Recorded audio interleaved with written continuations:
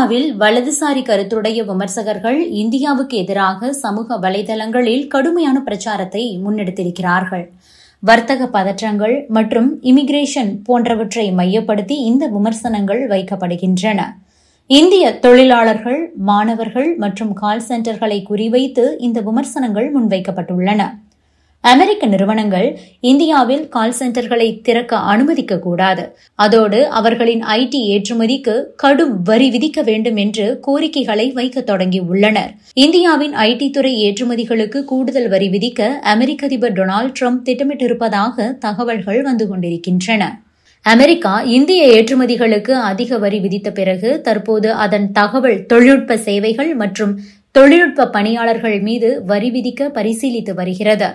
வெளிநாட்டு ரிமோட் பணியாளர்களுக்கு வரி விதிக்கும் இந்த செயல் இந்தியாவின் தொழில்நுட்ப நிறுவனங்களுக்கு, முக்கியமாக H-1B விசா திட்டத்தின் மீதான கடுமையான நடவடிக்கைகளுக்கு மத்தியில் பேசப்பட்டு வருகிறது.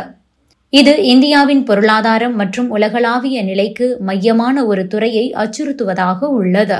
இந்த கருத்துக்களை டொனால்டு டிரம்ப் ஆதரவாளரும் டர்னிங் பாயிண்ட் USA நிறுவனருமான சார்லி கிர்க் உடனடியாக இதை வழிமொழிந்துள்ளார். இந்திய நிபுணர்கள் அமெரிக்க தொழிலாளர்களின் இடத்தை பிடித்துவிட்டதாக அவர் குற்றம் சாட்டியுள்ளார்.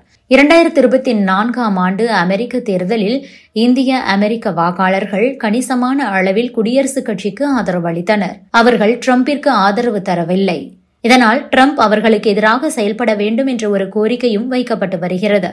தீவிர வலதுசாரி விமர்சகர் ஜாக் போசோபியேக் இந்தியாவின் அவுட்சோர்சிங் தொழில்துறையில் ஆதிக்கம் செலுத்தும் துறைகளுக்கு பெரும் வரிகளை விதிக்க வேண்டும் என கூறியிருக்கிறார். கால் சென்டர்களுக்கு வரி போடுங்கள், எல்லாவற்றுக்கும், அனைத்து வெளிநாட்டு கால் சென்டர்களுக்கும் வெளிநாட்டு ரிமோட் தொழிலாளர்களுக்கும் 100% வரி விதிக்க வேண்டும். இவ்வாறு 2 தனித்தனி பதிவுகளில் குறிப்பிட்டிருக்கிறார். அமெரிக்காவில் வலதுசாரி கருத்துடைய விமர்சகர்கள் இந்தியாவுக்கு எதிராக சமூக வலைதளங்களில் கடுமையான பிரச்சாரத்தை முன்னெடுத்திருக்கிறார்கள். வர்த்தக பதற்றங்கள் மற்றும் இமிகிரேஷன் போன்றவற்றை மையப்படுத்திதான் இந்த விமர்சனங்கள் முன்வைக்கப்பட்டு வருகிறது. டொனால்டு டிரம்ப் நிர்வாகம் இந்திய தகவல் தொழில்நுட்ப நிறுவனங்கள் மற்றும் தொழில்நுட்ப பணியாளர்கள் மீது வரி விதிக்க பரிசீலித்துக் கொண்டிருக்கிறது. இந்திய பொருட்களின் மீது கடும் கட்டணங்களை விதித்த பிறகு அமெரிக்கா தகவல் தொழில்நுட்ப சேவைகள், வெளிநாட்டு ரிமோட் பணியாளர்கள் மற்றும் அவுட்சோர்சிங் வணிக செயல்முறைகள் மீதும் வரி விதிக்கலாம் என எதிர்பார்க்கப்படுகிறது. இது இந்தியாவின் பொருளாதாரத்தை, ஐடி துறையை பெரிய அளவில் பாதிக்கக்கூடும்.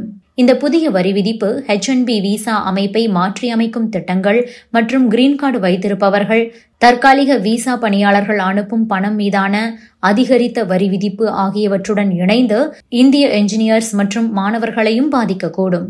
இவர்கள் சிலிகான் வேலி மற்றும் அமெரிக்காவில் உள்ள ITES துறையை ஆதரிக்கிறார்கள். ஏற்கனவே இந்தியாவின் டாப் ஐடி நிறுவனங்களான இன்ஃபோசிஸ், விப்ரோ, TCS ஆகியவை கடுமையான வருவாய் இழப்பை சந்தித்துள்ளன. உலக அளவில் வர்த்தக போர் காரணமாக பொருளாதாரம் சரிந்துள்ள நிலையில் இந்தியாவின் ஐடி நிறுவனங்களும் கடுமையான சரிவை சந்தித்துள்ளதும் குறிப்பிடத்தக்கது. Subscribe to One India and never miss an update.